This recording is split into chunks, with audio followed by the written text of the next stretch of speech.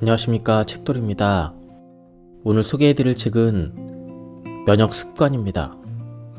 저자는 이병욱, 출판사는 비타북스입니다. 저자 소개를 간단하게 하겠습니다.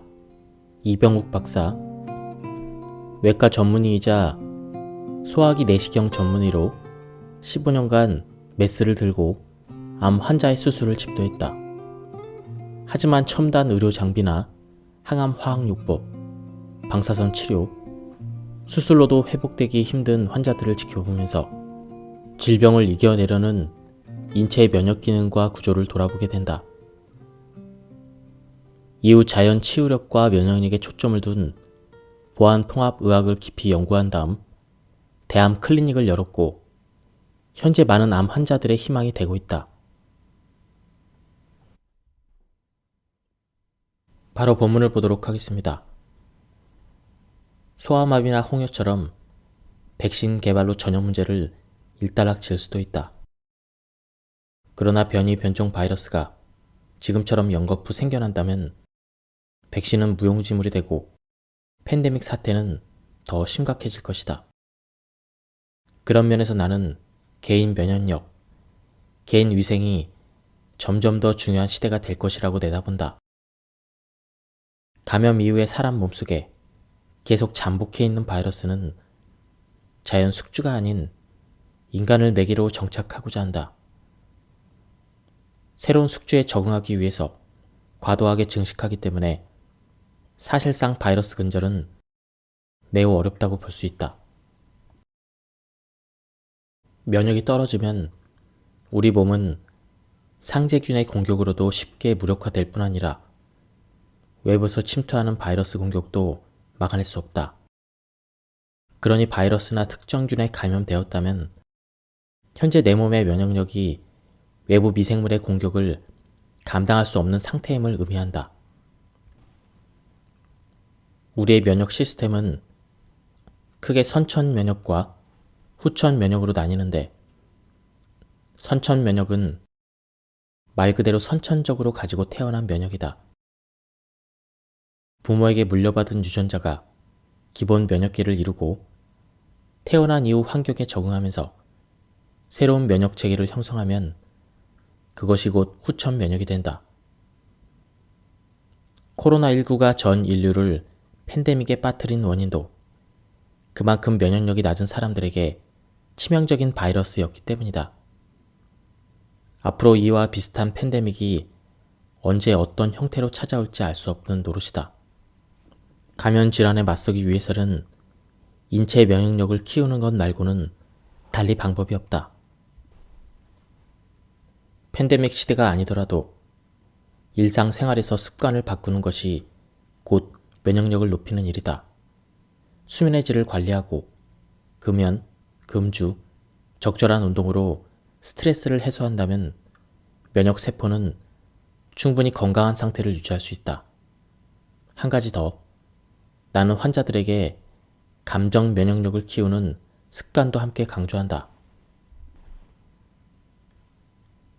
자율신경계는 두뇌의 지시를 받지 않고 인체의 항상성을 유지하는 신경계이다. 면역세포가 활발히 활동하는 것도 항상성 유지의 일환이다. 그래서 항상성을 극대화하면 면역력도 함께 증가한다. 반대로 말하면 항상성이 무너질 때, 즉 자율신경계의 균형이 깨졌을 때 면역력은 감소한다.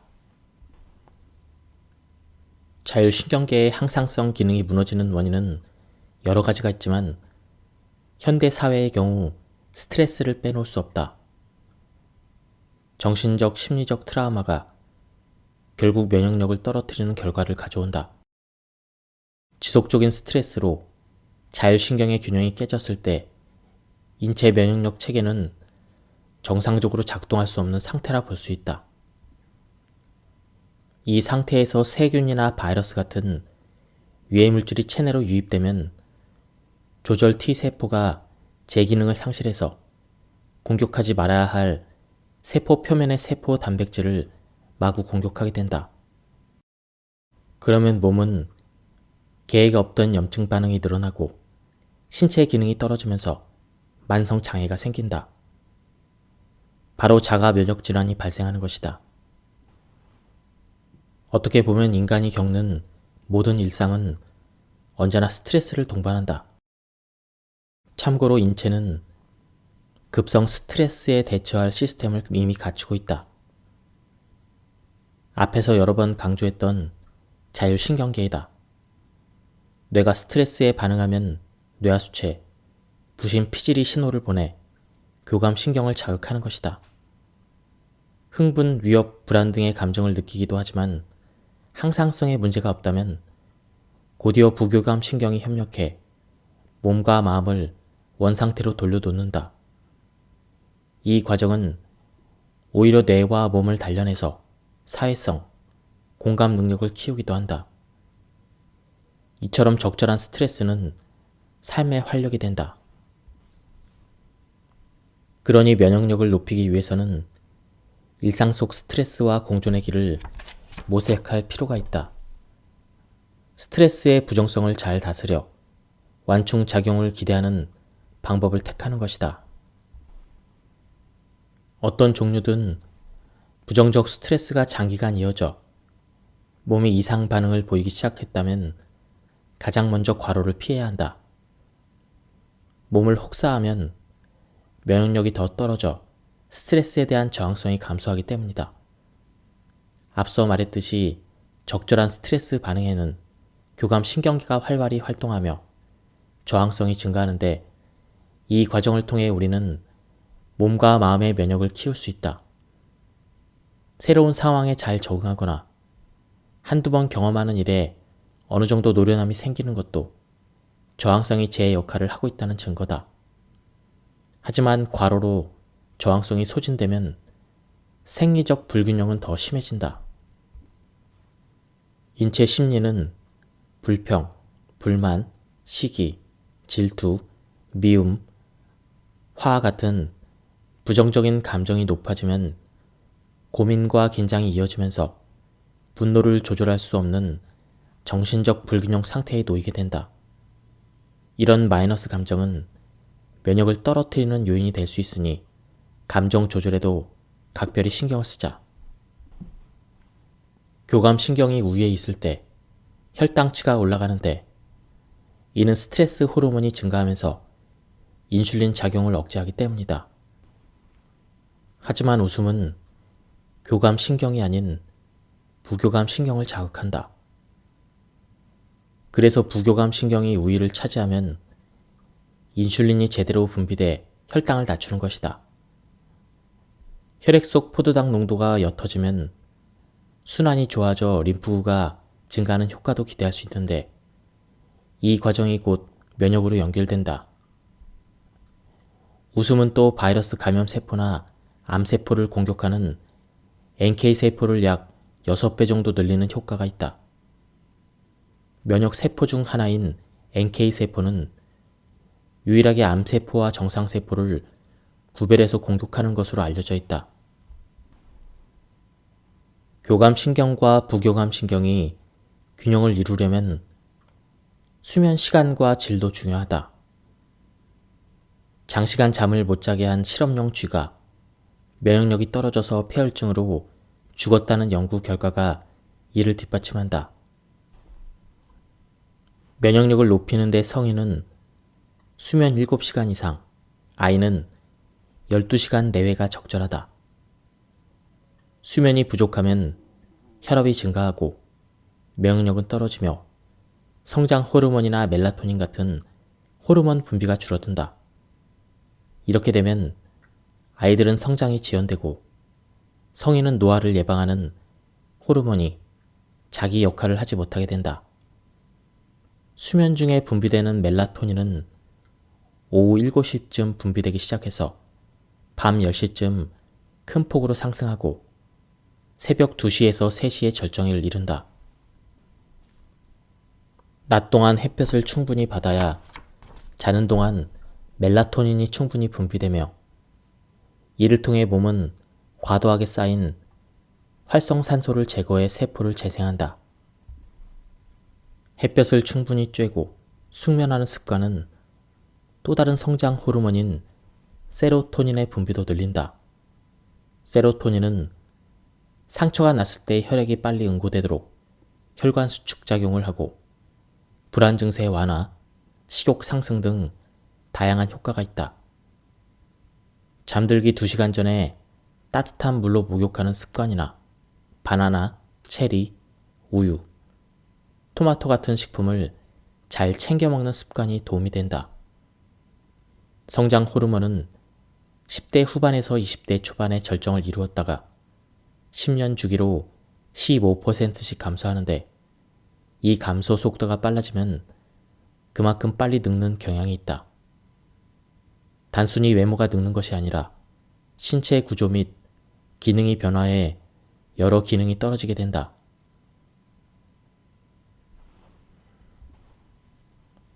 혈액순환이 원활하지 않으면 결국 세포나 조직으로 산소와 영양분이 충분히 공급되지 않아 문제가 생긴다. 심지어 몸 곳곳에 노폐물이 쌓여 각종 질환을 유발할 수밖에 없는 환경이 된다. 이를 예방할 수 있는 가장 좋은 방법은 운동이다. 혈전은 움직임 없이 같은 자세로 오래 앉아있을 때 정맥이 압박을 받아 생긴다.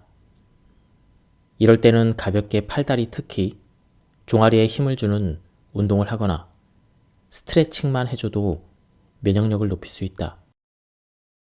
가벼운 운동은 깊은 호흡과 긴장, 이완 작용을 돕기 때문에 자율신경계 중 하나인 부교감 신경을 활성화하고 결과적으로 혈액순환을 돕는다. 10분 걷기나 계단 오르기 등 이런 운동을 하루 2회씩 10에서 15분 정도 실천하길 권한다. 다만 운동량이 적은 사람이 갑자기 높은 강도로 운동을 하면 오히려 면역력이 저하될 수가 있다. 운동으로 혈액순환이 원활해지면 왜 면역력이 좋아질까? 바로 체온이 올라가기 때문이다. 체온이 1도 증가하면 면역력은 30% 높아진다고 한다. 일주일에 3회, 30에서 60분을 꾸준히 운동하는 사람이 그렇지 않은 사람에 비해 사망률이 30에서 50% 정도 떨어진다는 연구 보고도 있다. 팬데믹 이후 내가 조금 더 강조하고 싶은 부분은 아이러니하게도 친교이다. 요즘은 사회적 거리두기, 비대면 사회가 본격적으로 펼쳐지면서 네트워크를 중시하는 게 도리에 어긋나는 것처럼 느껴진다. 하지만 사회적 네트워크가 탄탄한 사람일수록 면역력이 높은 것으로 밝혀졌다. 우울한 기분은 면역 세포 중 T세포의 능력을 떨어뜨리기 때문이다. 신앙생활이나 지인과의 만남 같은 대면 방식은 사실 어려운 시기이기 때문에 조금 조심할 필요가 있다. 가족끼리 하루에 한 번 이상 통화를 한다거나 친구와도 자주 연락하는 방식을 권한다. 영상통화로 서로 웃는 표정을 보면서 사랑한다, 고맙다, 네가 있어서 너무 좋다와 같은 긍정적인 말을 자주 나누는 방법으로 면역을 높일 수가 있다. 스트레스, 우울증, 화와 같은 부정적인 기분은 감정 면역력을 해친다. 감정 면역력은 같은 일을 겪어도 받아들이는 방식이나 태도가 유연한 것을 의미한다. 감정 면역력이 강한 사람들은 주변 환경에 쉽게 휘둘리지 않으며 대체로 긍정적이다. 이들은 일상생활 중 심호흡을 자주 하기도 한다. 실제로 집중해서 호흡을 깊게 들이마시고 내쉬는 과정은 심장 박동과 혈압을 차분하게 한다. 몸속 곳곳으로 산소가 충분히 공급되기 때문이다.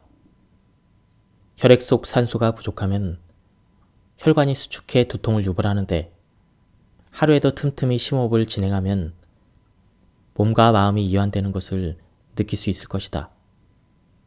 혹시 너무 바쁘고 걱정이 많아서 심호흡을 잊고 살지는 않는가? 오늘부터라도 학업이나 업무 중 하루에 333 방법을 실천해 보길 권한다.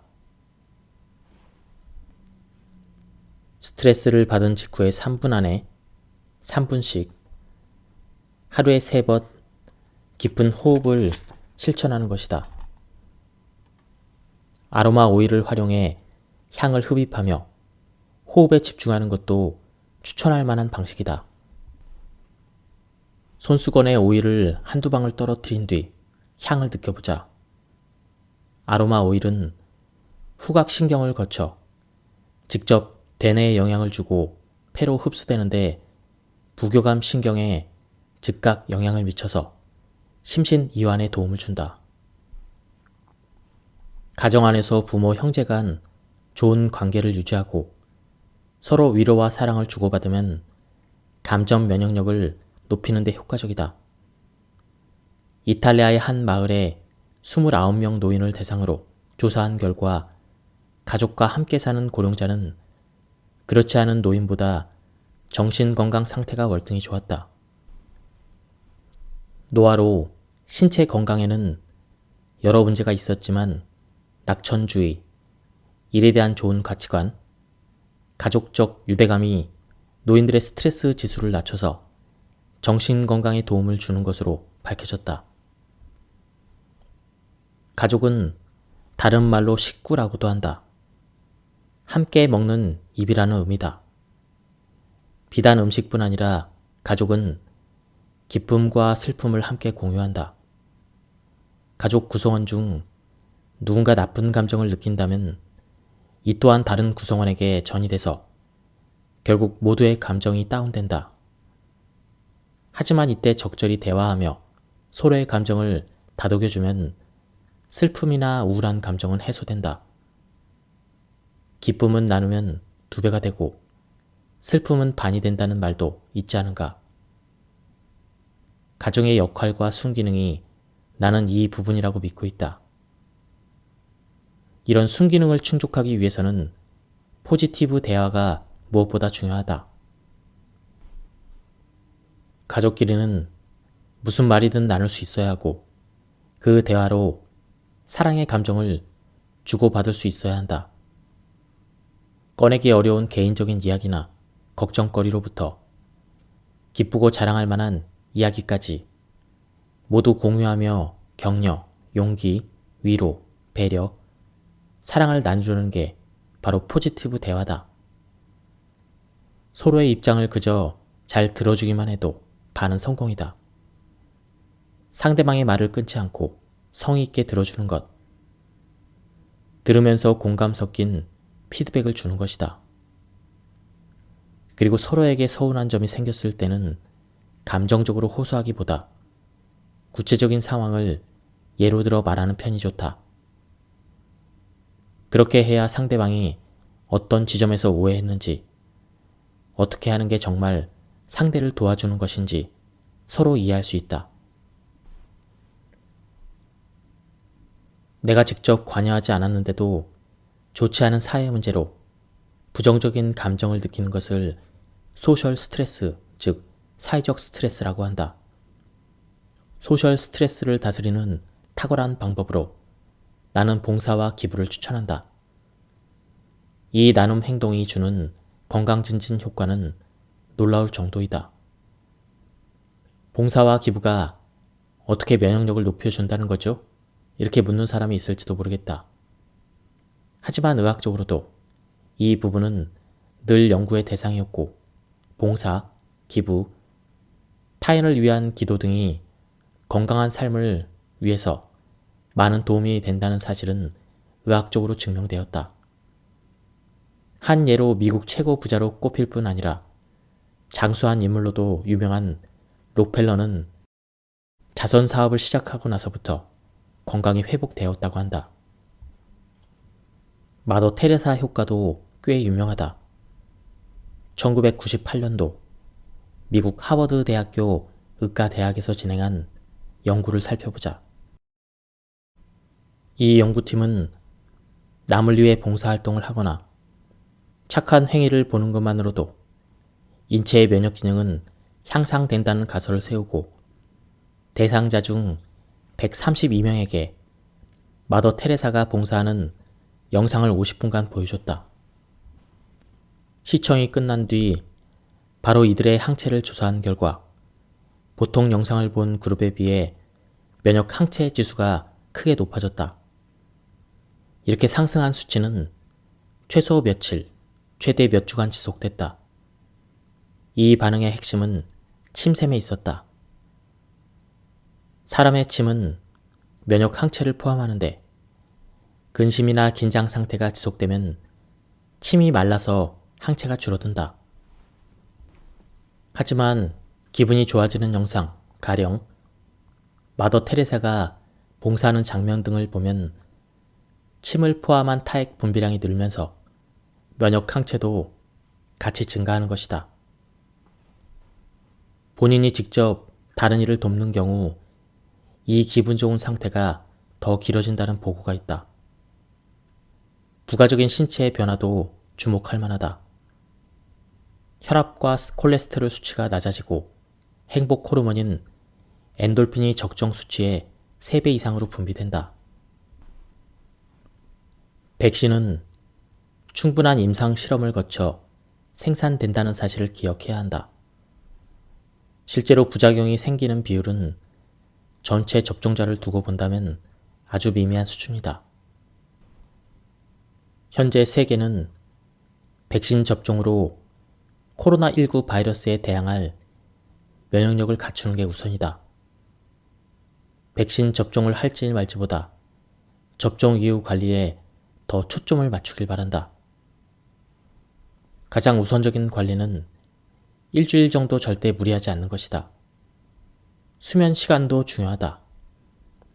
강동 경희대학교 병원 신경과 교수 신철원 교수 또한 잠을 규칙적으로 깊이 자야 면역 체계를 조절하는 NK 세포와 같은 면역 세포가 제 기능을 할 수 있다며 코로나19 백신 접종 후에 항체 형성률을 높이려면 백신 접종 전후 일주일 정도는 규칙적으로 7시간 이상 자야 한다고 강조했다.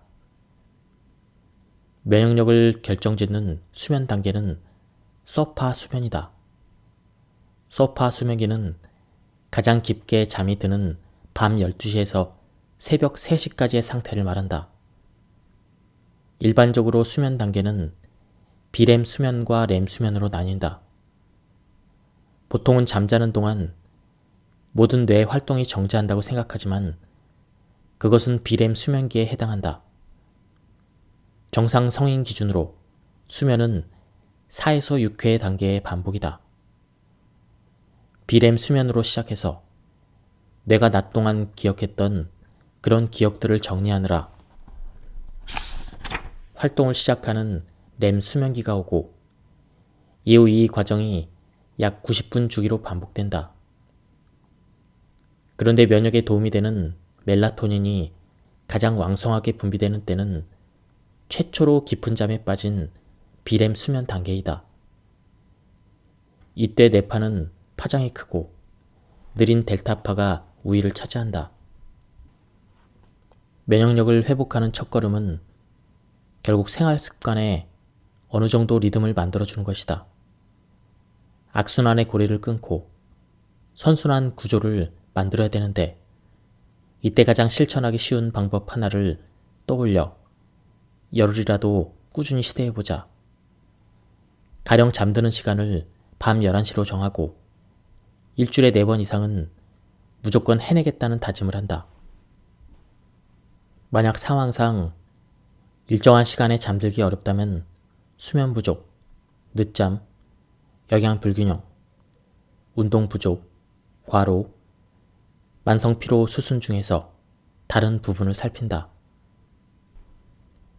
가령 패스트푸드 먹지 않기, 퇴근길 30분 걷기 등으로 내 일상을 약간만 바꿔도 순환 구조에 변화가 찾아온다. 공부든 일이든 한꺼번에 몰아서 하는 습관 때문에 새벽에 잠이 드는 사람도 있다. 이럴 때는 늦잠을 잔 뒤 아침을 거르고 점심이나 저녁에 폭식하기 일수인데 늦잠을 잤어도 간소하게 아침을 먹는 연습. 그래서 뒤은 식사 때 섭취량을 낮출 수 있도록 노력한다. 약간의 규칙과 리듬이 일상의 안정을 가져온다. 규칙의 달을 올가매라는 얘기가 아니다. 적당한 안정감과 편안함이 교감 신경과 부교감 신경의 균형을 가져와서 면역계가 제대로 작동할 수 있도록 신경을 쓰자는 의미이다. 운동이 면역력을 높인다는 사실은 누구나 알고 있을 것이다. 우리 몸속에서 열을 가장 많이 생성하는 기관이 근육인데 운동은 바로 이 근육을 직접 사용해서 체온을 높이고 혈액순환을 돕는다. 또한 몸의 상비군인 백혈구의 활동을 도와서 결과적으로 면역력을 높인다. 무엇보다 운동 덕에 인체는 불필요한 체지방을 줄이고 근육량을 늘려서 적정 체중을 유지할 수 있다. 이제는 면역력이 다른 어떤 것보다 중요한 시대가 된 만큼 하루 30분은 꼭 운동에 투자하길 바란다. 일하는 틈틈이 스트레칭이나 맨손 체조를 해도 되고 출퇴근 때 걷거나 자전거를 타는 방법도 좋다. 요즘 같은 비대면 사회에서는 방역 수칙을 준수하는 선에서 소규모 그룹 운동을 실천하는 것도 효과적이다. 혼자 하는 운동이 익숙한 경우에는 스태퍼 같은 도구를 활용해서 스트레칭 및 근력 운동도 할 수 있다. 개인적으로 나는 진료하는 틈틈이 쪼그려 앉았다 일어서기를 반복한다. 아령을 쥔 듯 팔에 힘을 주면서 팔꿈치를 접었다 펴는 동작도 수시로 한다. 운동을 막 시작한 사람들에게는 이렇게 일상 속에서 움직임을 늘리는 방법을 권하고 싶다. 10에서 15분 정도 운동을 한 뒤 5분 정도 휴식을 취하고 하루 3회 이상 반복해서 30에서 60분 운동 시간을 채우길 추천한다. 일주일에 3에서 5일 정도는 운동 강도를 유지해야 한다. 여러 운동 중에서도 걷기는 최고의 운동이라 꼽을 만하다. 걸을 때는 바른 자세를 유지해야 운동 효과가 크다. 등을 곧게 펴고 목과 어깨, 허리가 일직선이 되도록 한 다음 턱은 몸쪽으로 가볍게 당기고 배에 힘을 준 상태로 리드미컬하게 걷는다. 걸을 때 허리가 틀어지지 않도록 하고 시선은 20에서 30m 앞을 주시하는 게 좋다. 양발 모양은 되도록 11자가 되게 하고 보폭은 자신 키에서 1m를 뺀 정도가 적당하다. 바르게 걷기는 신체에 무리를 주지 않으면서도 자세 교정에 효과적이다. 특별한 기구나 공간, 비용 등을 필요로 하지 않는다는 면에서 좋은 운동이다. 걷기는 제2의 심장이라 불리는 종아리 근육을 자극해서 혈액순환을 돕는다. 밑으로 내려온 혈액이 다시 심장으로 돌아갈 수 있도록 돕는 것이다. 혈관 내 압력을 낮추는 작용을 해서 뇌에서 근육에 이르는 신경 경로가 튼튼해지는 효과도 기대할 수 있다. 또한 체력이 떨어진 상태에서도 시작할 수 있는 몇 안 되는 운동이 걷기이다. 몸 상태에 맞게 강도를 높여가면 된다. 걷기 속도는 자신의 체력에 맞추되 평소 걸음보다 조금 빨리 걷는 정도가 적당하다. 평소 운동을 하지 않다가 처음 시작하는 경우에는 관절에 무리를 줄 수 있으니 너무 빠르게 걷지 않도록 주의한다. 그렇다고 너무 느리게 걸으면 근육이 단련되지 않고 체온 상승 효과도 기대할 수 없다. 걷는 것만으로도 교감 신경을 자극할 수 있다는 것도 큰 장점이다. 체온이 올라가고 의욕이 생기는 등 컨디션이 눈에 띄게 좋아질 것이다. 우울증 치료제를 대신할 정도라 하니 믿고 시작해보자. 즐거운 분위기에서 맛을 음미하며 천천히 먹으면 무교감 신경을 자극해 위장간의 소화액이 잘 분비되도록 돕는다. 회사에서 상사에게 꾸중을 들은 날 입맛이 없고 속이 불편하게 느껴지는 것은 이와 같은 작용 때문이다. 결국 어떤 상황에서 누가 어떻게 먹느냐가 면역에도 영향을 미치는 것이다. 실제로 즐거운 분위기 속에서 맛있는 식사를 하면 림프구가 늘어난다는 보고도 있다. 식사 시간을 즐겁게 하는 한 가지 방법으로 다른 사람과 함께 먹기를 권한다. 혼자 밥을 먹으면 식사 속도가 빨라져 소화 장애가 일어나고 혈중 당 농도가 급격히 높아져 혈당을 낮추기 위한 인슐린이 분비되는데 이 과정이 반복되면 어느 순간 몸이 인슐린이 주는 자극에 반응하지 않게 되어 비만이 된다. 영양소를 골고루 챙겨 먹은 과정이 어렵게 느껴진다면 다양한 색깔의 재료를 골라 식사를 준비해보자.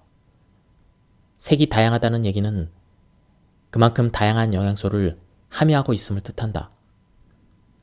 혈당이 급격히 상승하지 않도록 가능한 한 잡곡밥을 빨간색, 노란색, 초록색, 주황색 등 다채로운 색을 지닌 채소와 과일을 여기에 고기 또는 생선을 곁들인 식사는 각종 영양소뿐만 아니라 미각, 후각, 시각, 촉각, 청각, 즉 오감을 자극할 수 있는 것이다.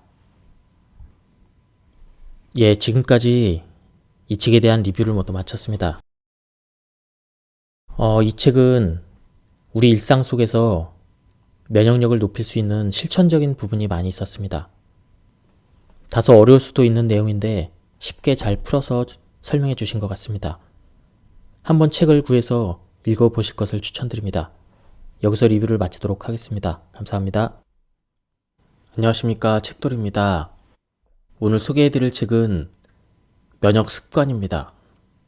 저자는 이병욱, 출판사는 비타북스입니다. 저자 소개를 간단하게 하겠습니다. 이병욱 박사, 외과 전문의이자 소화기 내시경 전문의로 15년간 메스를 들고 암 환자의 수술을 집도했다. 하지만 첨단 의료 장비나 항암 화학요법, 방사선 치료, 수술로도 회복되기 힘든 환자들을 지켜보면서 질병을 이겨내려는 인체의 면역 기능과 구조를 돌아보게 된다. 이후 자연 치유력과 면역력에 초점을 둔 보안 통합 의학을 깊이 연구한 다음 대암 클리닉을 열었고 현재 많은 암 환자들의 희망이 되고 있다. 바로 본문을 보도록 하겠습니다. 소아마비나 홍역처럼 백신 개발로 전염 문제를 일단락 지을 수도 있다. 그러나 변이 변종 바이러스가 지금처럼 연거푸 생겨난다면 백신은 무용지물이 되고 팬데믹 사태는 더 심각해질 것이다. 그런 면에서 나는 개인 면역력, 개인 위생이 점점 더 중요한 시대가 될 것이라고 내다본다. 감염 이후에 사람 몸속에 계속 잠복해 있는 바이러스는 자연 숙주가 아닌 인간을 매개로 정착하고자 한다. 새로운 숙주에 적응하기 위해서 과도하게 증식하기 때문에 사실상 바이러스 근절은 매우 어렵다고 볼 수 있다. 면역이 떨어지면 우리 몸은 상재균의 공격으로도 쉽게 무력화될 뿐 아니라 외부에서 침투하는 바이러스 공격도 막아낼 수 없다. 그러니 바이러스나 특정균에 감염되었다면 현재 내 몸의 면역력이 외부 미생물의 공격을 감당할 수 없는 상태임을 의미한다. 우리의 면역 시스템은 크게 선천 면역과 후천 면역으로 나뉘는데 선천 면역은 말 그대로 선천적으로 가지고 태어난 면역이다. 부모에게 물려받은 유전자가 기본 면역계를 이루고 태어난 이후 환경에 적응하면서 새로운 면역 체계를 형성하면 그것이 곧 후천 면역이 된다. 코로나19가 전 인류를 팬데믹에 빠뜨린 원인도 그만큼 면역력이 낮은 사람들에게 치명적인 바이러스였기 때문이다. 앞으로 이와 비슷한 팬데믹이 언제 어떤 형태로 찾아올지 알 수 없는 노릇이다. 감염 질환에 맞서기 위해서는 인체 면역력을 키우는 것 말고는 달리 방법이 없다.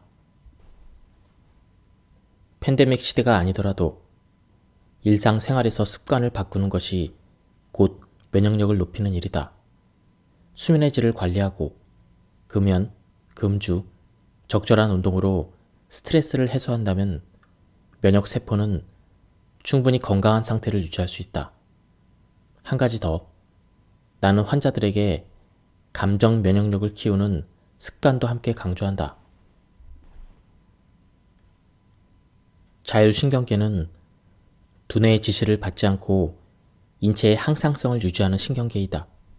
면역세포가 활발히 활동하는 것도 항상성 유지의 일환이다. 그래서 항상성을 극대화하면 면역력도 함께 증가한다. 반대로 말하면 항상성이 무너질 때, 즉 자율신경계의 균형이 깨졌을 때 면역력은 감소한다. 자율신경계의 항상성 기능이 무너지는 원인은 여러 가지가 있지만 현대 사회의 경우 스트레스를 빼놓을 수 없다. 정신적, 심리적 트라우마가 결국 면역력을 떨어뜨리는 결과를 가져온다. 지속적인 스트레스로 자율신경의 균형이 깨졌을 때 인체 면역력 체계는 정상적으로 작동할 수 없는 상태라 볼 수 있다. 이 상태에서 세균이나 바이러스 같은 유해물질이 체내로 유입되면 조절 T세포가 제 기능을 상실해서 공격하지 말아야 할 세포 표면의 세포 단백질을 마구 공격하게 된다. 그러면 몸은 계획 없던 염증 반응이 늘어나고 신체 기능이 떨어지면서 만성 장애가 생긴다. 바로 자가 면역 질환이 발생하는 것이다. 어떻게 보면 인간이 겪는 모든 일상은 언제나 스트레스를 동반한다. 참고로 인체는 급성 스트레스에 대처할 시스템을 이미 갖추고 있다. 앞에서 여러 번 강조했던 자율신경계이다. 뇌가 스트레스에 반응하면 뇌하수체, 부신 피질이 신호를 보내 교감신경을 자극하는 것이다. 흥분, 위협, 불안 등의 감정을 느끼기도 하지만 항상성에 문제가 없다면 곧이어 부교감신경이 협력해 몸과 마음을 원상태로 돌려놓는다. 이 과정은 오히려 뇌와 몸을 단련해서 사회성, 공감 능력을 키우기도 한다. 이처럼 적절한 스트레스는 삶의 활력이 된다. 그러니 면역력을 높이기 위해서는 일상 속 스트레스와 공존의 길을 모색할 필요가 있다. 스트레스의 부정성을 잘 다스려 완충작용을 기대하는 방법을 택하는 것이다. 어떤 종류든 부정적 스트레스가 장기간 이어져 몸이 이상 반응을 보이기 시작했다면 가장 먼저 과로를 피해야 한다. 몸을 혹사하면 면역력이 더 떨어져 스트레스에 대한 저항성이 감소하기 때문이다. 앞서 말했듯이 적절한 스트레스 반응에는 교감신경계가 활발히 활동하며 저항성이 증가하는데 이 과정을 통해 우리는 몸과 마음의 면역을 키울 수 있다. 새로운 상황에 잘 적응하거나 한두 번 경험하는 일에 어느 정도 노련함이 생기는 것도 저항성이 제 역할을 하고 있다는 증거다. 하지만 과로로 저항성이 소진되면 생리적 불균형은 더 심해진다. 인체 심리는 불평, 불만, 시기, 질투, 미움, 화 같은 부정적인 감정이 높아지면 고민과 긴장이 이어지면서 분노를 조절할 수 없는 정신적 불균형 상태에 놓이게 된다. 이런 마이너스 감정은 면역을 떨어뜨리는 요인이 될 수 있으니 감정 조절에도 각별히 신경을 쓰자. 교감신경이 우위에 있을 때 혈당치가 올라가는데 이는 스트레스 호르몬이 증가하면서 인슐린 작용을 억제하기 때문이다. 하지만 웃음은 교감신경이 아닌 부교감신경을 자극한다. 그래서 부교감신경이 우위를 차지하면 인슐린이 제대로 분비돼 혈당을 낮추는 것이다. 혈액 속 포도당 농도가 옅어지면 순환이 좋아져 림프구가 증가하는 효과도 기대할 수 있는데 이 과정이 곧 면역으로 연결된다. 웃음은 또 바이러스 감염 세포나 암세포를 공격하는 NK세포를 약 6배 정도 늘리는 효과가 있다. 면역 세포 중 하나인 NK세포는 유일하게 암세포와 정상세포를 구별해서 공격하는 것으로 알려져 있다. 교감신경과 부교감신경이 균형을 이루려면 수면 시간과 질도 중요하다. 장시간 잠을 못 자게 한 실험용 쥐가 면역력이 떨어져서 폐혈증으로 죽었다는 연구 결과가 이를 뒷받침한다. 면역력을 높이는 데 성인은 수면 7시간 이상, 아이는 12시간 내외가 적절하다. 수면이 부족하면 혈압이 증가하고 면역력은 떨어지며 성장 호르몬이나 멜라토닌 같은 호르몬 분비가 줄어든다. 이렇게 되면 아이들은 성장이 지연되고 성인은 노화를 예방하는 호르몬이 자기 역할을 하지 못하게 된다. 수면 중에 분비되는 멜라토닌은 오후 7시쯤 분비되기 시작해서 밤 10시쯤 큰 폭으로 상승하고 새벽 2시에서 3시에 절정을 이룬다. 낮 동안 햇볕을 충분히 받아야 자는 동안 멜라토닌이 충분히 분비되며 이를 통해 몸은 과도하게 쌓인 활성산소를 제거해 세포를 재생한다. 햇볕을 충분히 쬐고 숙면하는 습관은 또 다른 성장 호르몬인 세로토닌의 분비도 늘린다. 세로토닌은 상처가 났을 때 혈액이 빨리 응고되도록 혈관 수축 작용을 하고 불안 증세 완화, 식욕 상승 등 다양한 효과가 있다. 잠들기 2시간 전에 따뜻한 물로 목욕하는 습관이나 바나나, 체리, 우유, 토마토 같은 식품을 잘 챙겨 먹는 습관이 도움이 된다. 성장 호르몬은 10대 후반에서 20대 초반에 절정을 이루었다가 10년 주기로 15%씩 감소하는데 이 감소 속도가 빨라지면 그만큼 빨리 늙는 경향이 있다. 단순히 외모가 늙는 것이 아니라 신체 구조 및 기능이 변화해 여러 기능이 떨어지게 된다.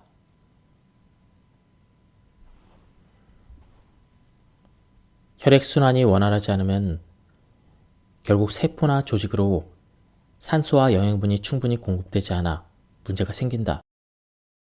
심지어 몸 곳곳에 노폐물이 쌓여 각종 질환을 유발할 수밖에 없는 환경이 된다. 이를 예방할 수 있는 가장 좋은 방법은 운동이다. 혈전은 움직임 없이 같은 자세로 오래 앉아있을 때 정맥이 압박을 받아 생긴다.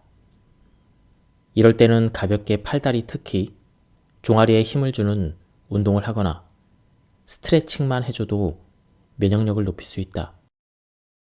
가벼운 운동은 깊은 호흡과 긴장, 이완 작용을 돕기 때문에 자율신경계 중 하나인 부교감 신경을 활성화하고 결과적으로 혈액순환을 돕는다.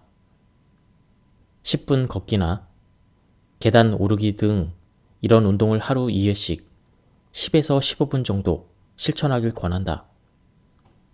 다만 운동량이 적은 사람이 갑자기 높은 강도로 운동을 하면 오히려 면역력이 저하될 수가 있다. 운동으로 혈액순환이 원활해지면 왜 면역력이 좋아질까? 바로 체온이 올라가기 때문이다. 체온이 1도 증가하면 면역력은 30% 높아진다고 한다. 일주일에 3회, 30에서 60분을 꾸준히 운동하는 사람이 그렇지 않은 사람에 비해 사망률이 30에서 50% 정도 떨어진다는 연구 보고도 있다.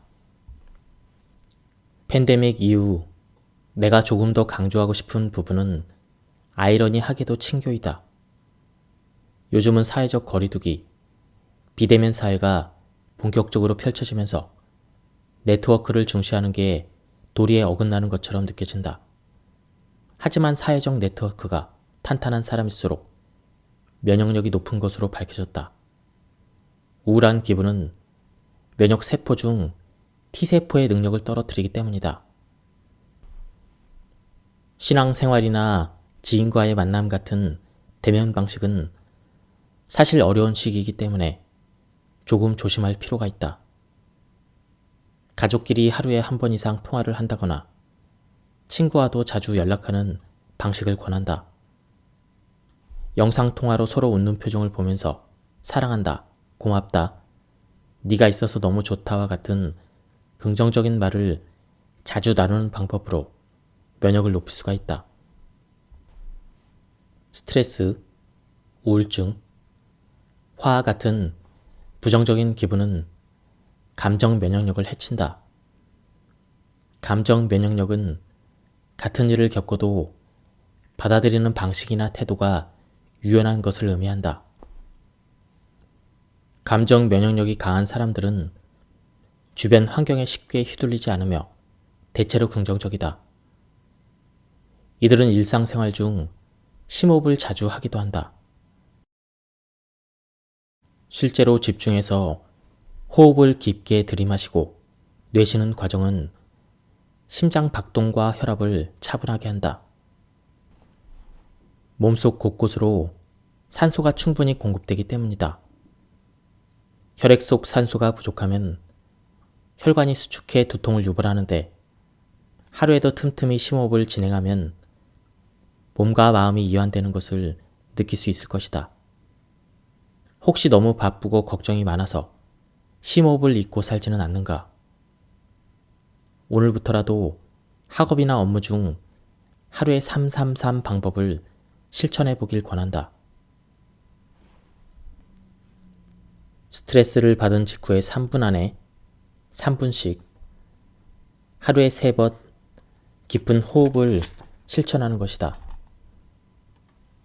아로마 오일을 활용해 향을 흡입하며 호흡에 집중하는 것도 추천할 만한 방식이다. 손수건에 오일을 한두 방울 떨어뜨린 뒤 향을 느껴보자. 아로마 오일은 후각신경을 거쳐 직접 대뇌에 영향을 주고 폐로 흡수되는데 부교감 신경에 즉각 영향을 미쳐서 심신 이완에 도움을 준다. 가정 안에서 부모, 형제 간 좋은 관계를 유지하고 서로 위로와 사랑을 주고받으면 감정 면역력을 높이는 데 효과적이다. 이탈리아의 한 마을에 29명 노인을 대상으로 조사한 결과 가족과 함께 사는 고령자는 그렇지 않은 노인보다 정신건강 상태가 월등히 좋았다. 노화로 신체 건강에는 여러 문제가 있었지만 낙천주의, 일에 대한 좋은 가치관, 가족적 유대감이 노인들의 스트레스 지수를 낮춰서 정신건강에 도움을 주는 것으로 밝혀졌다. 가족은 다른 말로 식구라고도 한다. 함께 먹는 입이라는 의미다. 비단 음식뿐 아니라 가족은 기쁨과 슬픔을 함께 공유한다. 가족 구성원 중 누군가 나쁜 감정을 느낀다면 이 또한 다른 구성원에게 전이 돼서 결국 모두의 감정이 다운된다. 하지만 이때 적절히 대화하며 서로의 감정을 다독여주면 슬픔이나 우울한 감정은 해소된다. 기쁨은 나누면 2배가 되고 슬픔은 반이 된다는 말도 있지 않은가. 가정의 역할과 순기능이 나는 이 부분이라고 믿고 있다. 이런 순기능을 충족하기 위해서는 포지티브 대화가 무엇보다 중요하다. 가족끼리는 무슨 말이든 나눌 수 있어야 하고 그 대화로 사랑의 감정을 주고받을 수 있어야 한다. 꺼내기 어려운 개인적인 이야기나 걱정거리로부터 기쁘고 자랑할 만한 이야기까지 모두 공유하며 격려, 용기, 위로, 배려, 사랑을 나누려는 게 바로 포지티브 대화다. 서로의 입장을 그저 잘 들어주기만 해도 반은 성공이다. 상대방의 말을 끊지 않고 성의 있게 들어주는 것. 들으면서 공감 섞인 피드백을 주는 것이다. 그리고 서로에게 서운한 점이 생겼을 때는 감정적으로 호소하기보다 구체적인 상황을 예로 들어 말하는 편이 좋다. 그렇게 해야 상대방이 어떤 지점에서 오해했는지, 어떻게 하는 게 정말 상대를 도와주는 것인지 서로 이해할 수 있다. 내가 직접 관여하지 않았는데도 좋지 않은 사회 문제로 부정적인 감정을 느끼는 것을 소셜 스트레스, 즉 사회적 스트레스라고 한다. 소셜 스트레스를 다스리는 탁월한 방법으로 나는 봉사와 기부를 추천한다. 이 나눔 행동이 주는 건강증진 효과는 놀라울 정도이다. 봉사와 기부가 어떻게 면역력을 높여준다는 거죠? 이렇게 묻는 사람이 있을지도 모르겠다. 하지만 의학적으로도 이 부분은 늘 연구의 대상이었고, 봉사, 기부, 타인을 위한 기도 등이 건강한 삶을 위해서 많은 도움이 된다는 사실은 의학적으로 증명되었다. 한 예로 미국 최고 부자로 꼽힐 뿐 아니라 장수한 인물로도 유명한 록펠러는 자선 사업을 시작하고 나서부터 건강이 회복되었다고 한다. 마더 테레사 효과도 꽤 유명하다. 1998년도 미국 하버드 대학교 의과대학에서 진행한 연구를 살펴보자. 이 연구팀은 남을 위해 봉사활동을 하거나 착한 행위를 보는 것만으로도 인체의 면역 기능은 향상된다는 가설을 세우고 대상자 중 132명에게 마더 테레사가 봉사하는 영상을 50분간 보여줬다. 시청이 끝난 뒤 바로 이들의 항체를 조사한 결과 보통 영상을 본 그룹에 비해 면역 항체 지수가 크게 높아졌다. 이렇게 상승한 수치는 최소 며칠, 최대 몇 주간 지속됐다. 이 반응의 핵심은 침샘에 있었다. 사람의 침은 면역 항체를 포함하는데 근심이나 긴장 상태가 지속되면 침이 말라서 항체가 줄어든다. 하지만 기분이 좋아지는 영상, 가령 마더 테레사가 봉사하는 장면 등을 보면 침을 포함한 타액 분비량이 늘면서 면역 항체도 같이 증가하는 것이다. 본인이 직접 다른 이를 돕는 경우 이 기분 좋은 상태가 더 길어진다는 보고가 있다. 부가적인 신체의 변화도 주목할 만하다. 혈압과 콜레스테롤 수치가 낮아지고 행복 호르몬인 엔돌핀이 적정 수치의 3배 이상으로 분비된다. 백신은 충분한 임상 실험을 거쳐 생산된다는 사실을 기억해야 한다. 실제로 부작용이 생기는 비율은 전체 접종자를 두고 본다면 아주 미미한 수준이다. 현재 세계는 백신 접종으로 코로나19 바이러스에 대항할 면역력을 갖추는 게 우선이다. 백신 접종을 할지 말지보다 접종 이후 관리에 더 초점을 맞추길 바란다. 가장 우선적인 관리는 일주일 정도 절대 무리하지 않는 것이다. 수면 시간도 중요하다. 강동 경희대학교 병원 신경과 교수 신철원 교수 또한 잠을 규칙적으로 깊이 자야 면역 체계를 조절하는 NK 세포와 같은 면역 세포가 제 기능을 할 수 있다며 코로나19 백신 접종 후에 항체 형성률을 높이려면 백신 접종 전후 일주일 정도는 규칙적으로 7시간 이상 자야 한다고 강조했다. 면역력을 결정짓는 수면 단계는 소파 수면이다. 소파 수면기는 가장 깊게 잠이 드는 밤 12시에서 새벽 3시까지의 상태를 말한다. 일반적으로 수면 단계는 비렘 수면과 렘 수면으로 나뉜다. 보통은 잠자는 동안 모든 뇌 활동이 정지한다고 생각하지만 그것은 비렘 수면기에 해당한다. 정상 성인 기준으로 수면은 4에서 6회의 단계의 반복이다. 비렘 수면으로 시작해서 뇌가 낮 동안 기억했던 그런 기억들을 정리하느라 활동을 시작하는 렘 수면기가 오고 이후 이 과정이 약 90분 주기로 반복된다. 그런데 면역에 도움이 되는 멜라토닌이 가장 왕성하게 분비되는 때는 최초로 깊은 잠에 빠진 비렘 수면 단계이다. 이때 뇌파는 파장이 크고 느린 델타파가 우위를 차지한다. 면역력을 회복하는 첫걸음은 결국 생활 습관에 어느 정도 리듬을 만들어주는 것이다. 악순환의 고리를 끊고 선순환 구조를 만들어야 되는데 이때 가장 실천하기 쉬운 방법 하나를 떠올려 열흘이라도 꾸준히 시도해보자.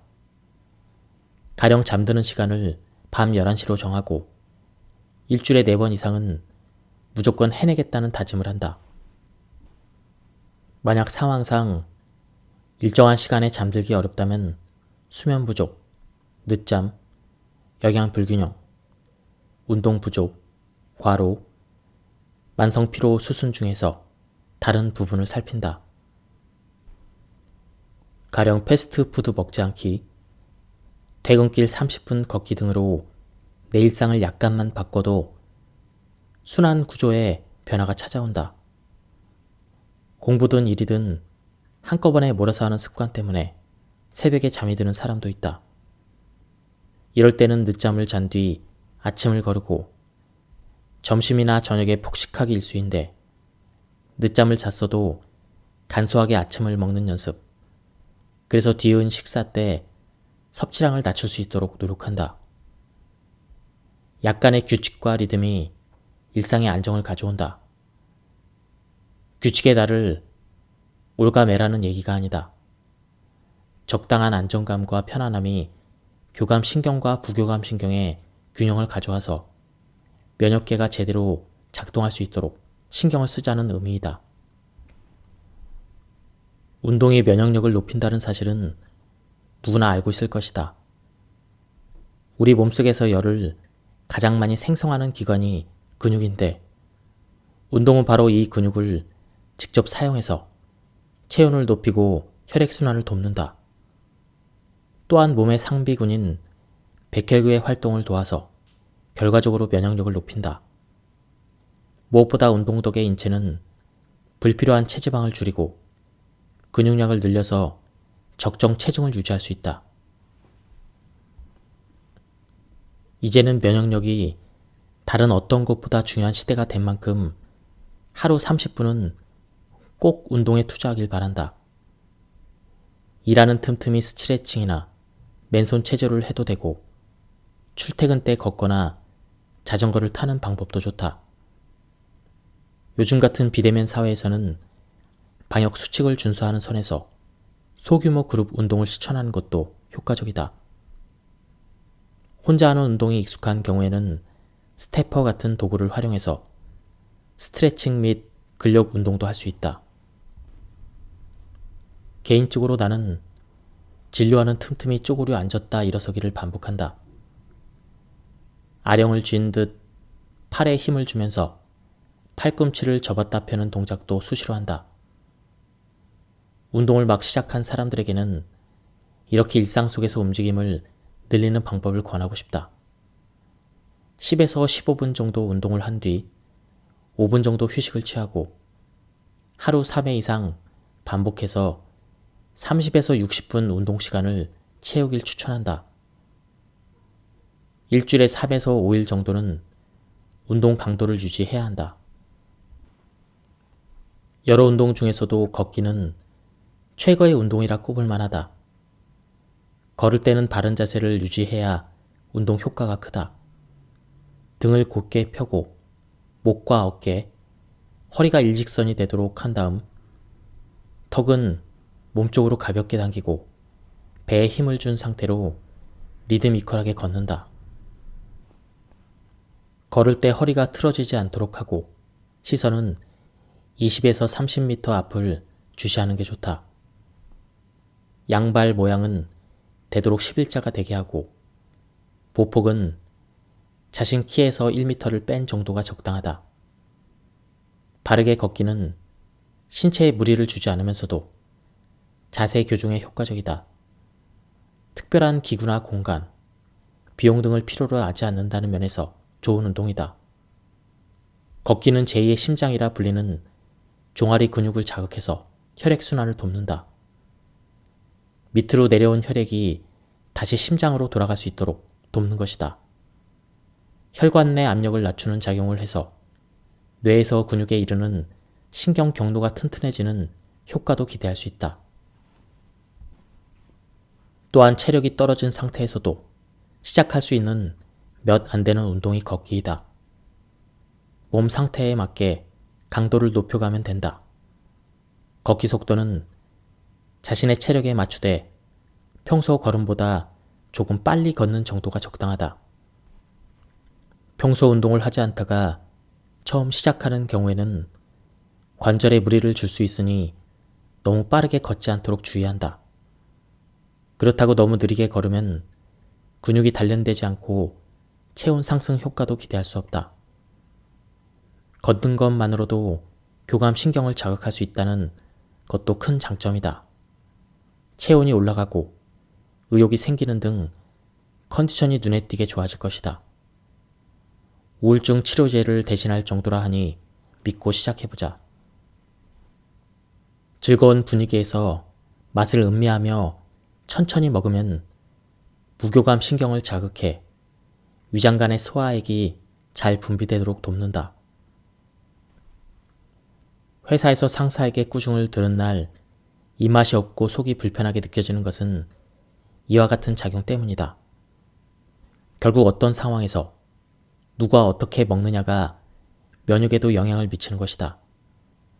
실제로 즐거운 분위기 속에서 맛있는 식사를 하면 림프구가 늘어난다는 보고도 있다. 식사 시간을 즐겁게 하는 한 가지 방법으로 다른 사람과 함께 먹기를 권한다. 혼자 밥을 먹으면 식사 속도가 빨라져 소화 장애가 일어나고 혈중 당 농도가 급격히 높아져 혈당을 낮추기 위한 인슐린이 분비되는데 이 과정이 반복되면 어느 순간 몸이 인슐린이 주는 자극에 반응하지 않게 되어 비만이 된다. 영양소를 골고루 챙겨 먹은 과정이 어렵게 느껴진다면 다양한 색깔의 재료를 골라 식사를 준비해보자. 색이 다양하다는 얘기는 그만큼 다양한 영양소를 함유하고 있음을 뜻한다. 혈당이 급격히 상승하지 않도록 가능한 한 잡곡밥을 빨간색, 노란색, 초록색, 주황색 등 다채로운 색을 지닌 채소와 과일을 여기에 고기 또는 생선을 곁들인 식사는 각종 영양소뿐만 아니라 미각, 후각, 시각, 촉각, 청각, 즉 오감을 자극할 수 있는 것이다. 지금까지 이 책에 대한 리뷰를 모두 마쳤습니다.